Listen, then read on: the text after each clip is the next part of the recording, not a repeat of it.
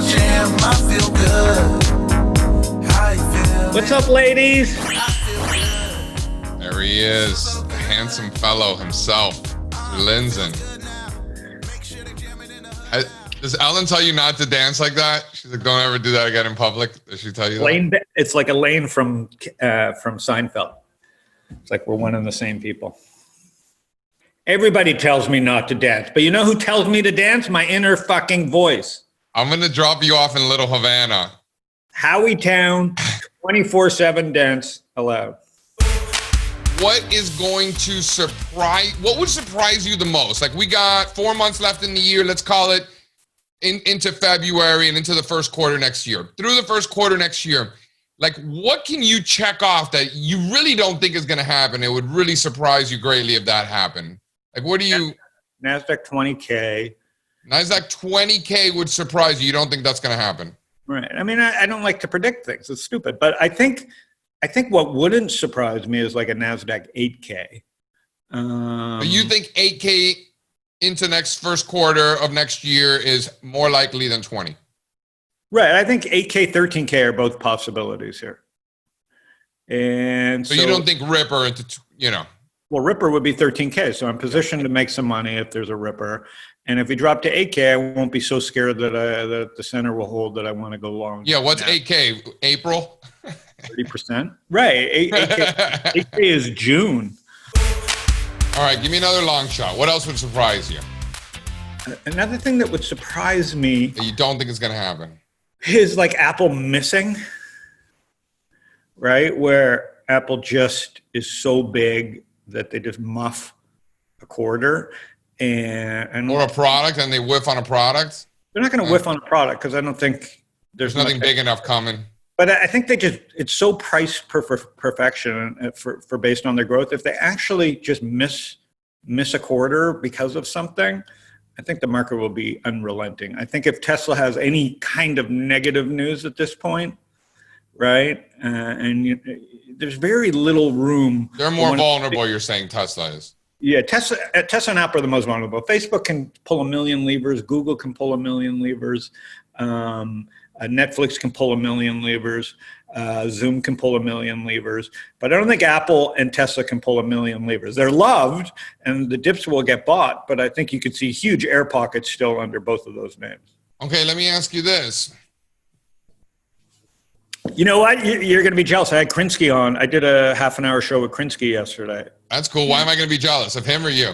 I like him. He's good. He's talented. He's good. He's high quality. So we were just talking about how stretched the Nasdaq was from its 200-day moving average, and it's just very hard to be super bullish and be allocating. Well, historically, when the Nasdaq's been this far above its 200-day moving average, it's actually been a great time to be buying stocks.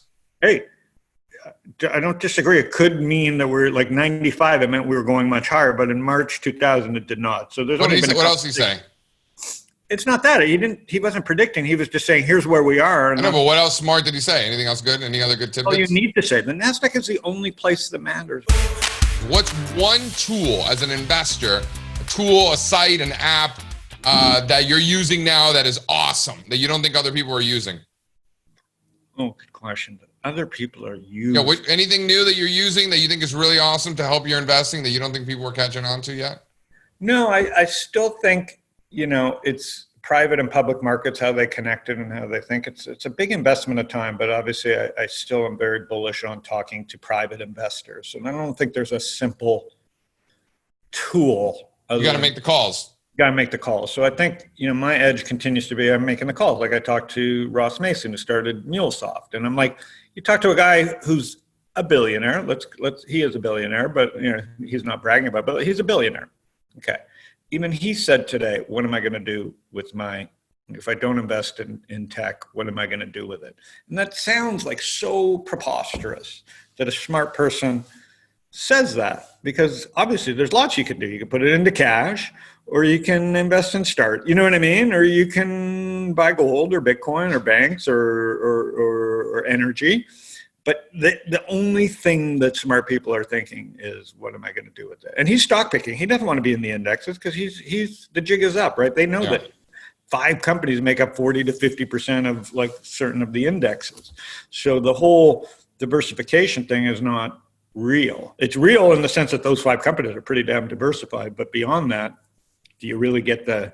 Because you have all these companies are so big because there's so many companies within one that so there are just fewer equities than there have been in a zillion years. They're global. They're country. They're the best countries in the world. Yeah. Like they're efficiently running countries, dealing with currencies and dealing with people and dealing with culture and their own languages. All right, Howard, ask me anything. Anything you want to know. What's changed the most since the baby's been born? For me, like personally? Yeah. I'm on less of a schedule. I was on a pretty regimented, get up early, start working, hustle, work out, dinner, chill out a little bit, go to sleep, wake up early. I was like on a good schedule like that. We weren't going out or anything between COVID and a pregnant wife. We weren't going out. So now it's like, I'm getting up at like 4 and then staying up and then maybe taking a nap or going to sleep early. So now it's more of a shit show on the schedule. All right. Well, get used to that for 20 years, sucker. I got nothing but a schedule. My schedule is so good. I'm a honed in beast. So nothing makes me happier than hearing your schedule's fucked up. So good. I'm OG, overly grateful for the chance to kill the beat, bro. Cain and Abel ain't trying to lay low, peep the shine.